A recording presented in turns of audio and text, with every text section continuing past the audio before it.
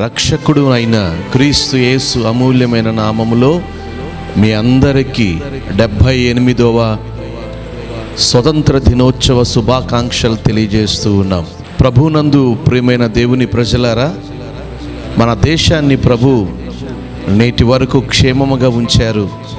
అందుకు ఆ దేవాతి దేవునికి వేలాది కృతజ్ఞతాస్తుతులు చెల్లిస్తూ ఉన్నాం. ఈ 78వ స్వతంత్ర దినోత్సవ సందర్భంగా దేశము కొరకు, దేశ ప్రజల కొరకు క్రైస్తవులైన మనం, యేసు ప్రభువుని ఎరిగిన మనం ప్రజల కొరకు ప్రార్థించవలసిన వారముగా ఉన్నాం. మన దేశ ప్రజల కొరకు మనము ప్రార్థిస్తూ ఉండగా ప్రభు దేశాన్ని, దేశ ప్రజలను దీవెనకరంగా ఉంచునుగాక. నిజమే, ఒకప్పుడు మన దేశానికి స్వతంత్రం లేదు, బానిసలుగానే ఉన్నాం మనం. కానీ ఆ బానిసల బ్రతుకు నుంచి మనకు స్వతంత్రం వచ్చిందని ఈరోజు మనం ఇలా సంతోషంగా ఉన్నాం.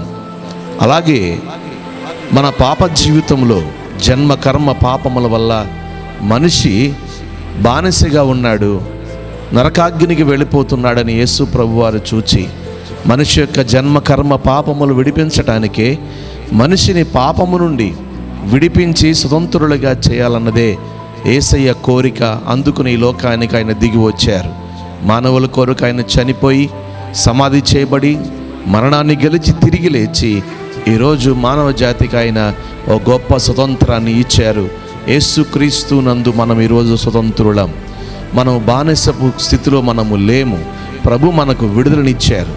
కాబట్టి మనకు కలిగిన ఈ స్వాతంత్రం, మన దేశానికి కలిగిన ఈ స్వాతంత్రం, మన జీవితాలకు తీసుకొచ్చిన ఈ సంతోషం సదాకాలము నిలిచి ఉండాలని మనము, మన కుటుంబాలు, మన దేశం, దేశ ప్రజలు దీవెనకరంగా ఉండాలని యేసు ప్రభునందు విశ్వాసం ఉంచిన వారై మన దేశం ఇంకా ముందుకు అన్ని రకాలుగా దీవించబడాలని కోరుకుంటూ మీ అందరికీ మరొకసారి 78వ స్వతంత్ర దినోత్సవ శుభాకాంక్షలు తెలియజేస్తున్నాను. ప్రభు మిమ్మల్ని దీవించి ఆశీర్వదించును గాక.